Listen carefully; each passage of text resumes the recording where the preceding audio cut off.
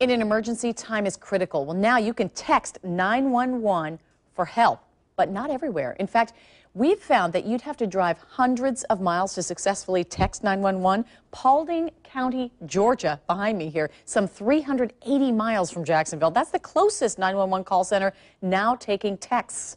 Channel 4 Scott Johnson found out Florida is not up to speed with this new technology. He's joining us live. Scott. Yeah, right now, Mary, you can't text 911 for help. Your only option is to call. Florida behind the curve there, but frankly, a lot of these cell providers, I'm told, did not make the technology as readily available as they could have, and now police have to catch up.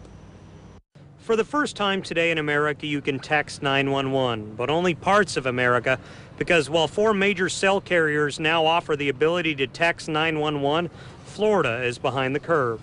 Is this something just law enforcement catching up with the times? I mean, because it's a national trend right now. Yes, it's you have to keep up with technology, and of course we all know technology is continuing to progress, and we need to be able to do that as well. So, and it could save a life.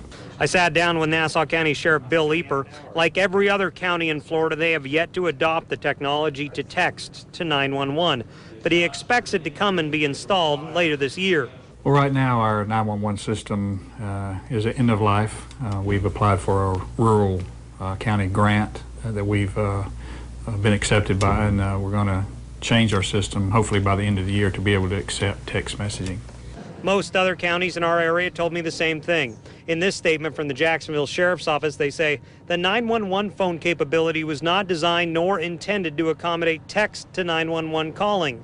This is part of the challenge of this new innovation. JSO adds they will begin to phase in the technology in the next 18 months. Right now, if you text 911 in most communities in Florida, you get a message like this.